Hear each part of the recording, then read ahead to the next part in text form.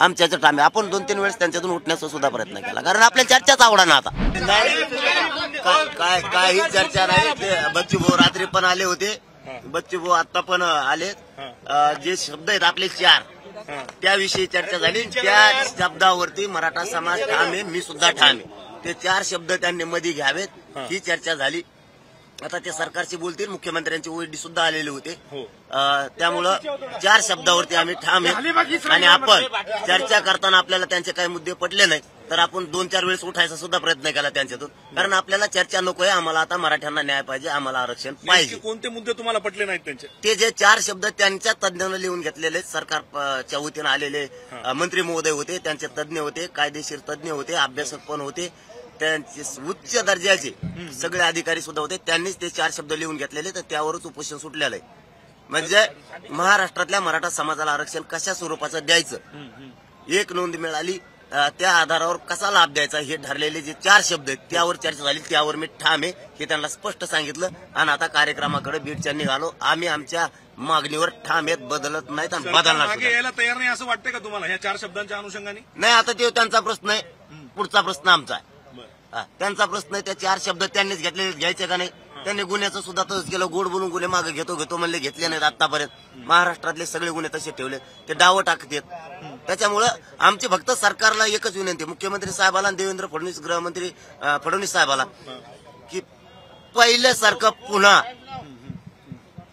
आता नका करू बरं का। चला, धन्यवाद।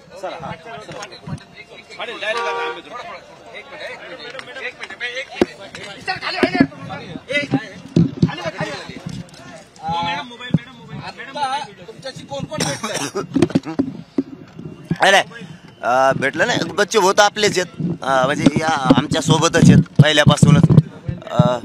ते चर्चेसाठी बोलण्यासाठी आले होते, काय करायचं कसं करायचं म्हणलं। आपण त्या शब्दावर ठाम आहेत भाऊ, ते 4 त्यांनी सरकारनं लिहून घेतलेले, सरकारच्या मंत्र्यांनी लिहून घेतलेले, सरकारचे कायदे त्यांच्या बरोबर मुख्यमंत्र्यांचे ओएडी सुद्धा आलेले, त्यांचे होतं तेच चालू पाहिल्यासारखं, नुसते चर्चा। म्हणलं नाही चालणार, त्या शब्दावर ठाम आहेत। 4ही शब्द मध्ये घ्या, कारण ते तुम्हीच घेतलेले, आम्ही आमच्याचं ठाम आहे। आपण 2-3 वेळेस त्यांच्यातून उठण्याचा सुद्धा प्रयत्न केला, कारण आपल्या चर्चाच आवडा ना आता। मी माझ्या मराठा समाजाशी प्रामाणिक राहणार आहे। तेच ते काय मोगम त्या शब्दाचं असं करू तसं करू, तसं नाही ना, असं नाही। ते जे 4 शब्द दिले तेच त्यांनी आत घ्यावेत, याच्यावर आमची चर्चा झाली, त्याच्यावर आम्ही ठाम आहेत आणि ठाम राहणार आहेत। फक्त मुख्यमंत्री साहेबाला, फडणवीस साहेबांना आमची विनंती आहे की पुन्हा पहिल्यासारखा नका करू। हो, कारण तुम्ही पहिला जो प्रयोग केला तसा प्रयोग आता मराठ्यांच्या बद्दल करायचा प्रयत्न करू नका, कारण तुम्ही अंतर्वादीला एक प्रयोग केलेला आहे, आता नका करू। नका मी मराठ्यांच्या विरोधात जाऊ, त्याचं ऐकू, आम्ही नाही थांबणार। याचा अर्थ आता चर्चा होणारच नाही असं दिसतंय? नाही, चर्चा होईल, चर्चा चालून द्या, आम्हाला काही देणं घेणं नाही। उद्या दिवस त्यांना वेळ आहे, परंतु आम्ही आमच्या शब्दावरती ठाम आहेत, आम्हाला त्याच्यावरच आरक्षण पाहिजे। ते 4ही शब्द मध्ये घ्या। त्याच मुद्द्यावर जर चर्चा होत असेल तर मग चर्चा काय का? त्याच्यामुळेच उठलो ना, उठलो कशामुळं? त्याचमुळे उठलो। चला, धन्यवाद। त्याचमुळे उठलो, आम्ही आमच्या कामाला निघालो। धन्यवाद। नाही नाही नाही, ते आमच्याकडूनच होते, सरकारला काय बोलतील। चला, धन्यवाद। हो, आहे म्हणले ते।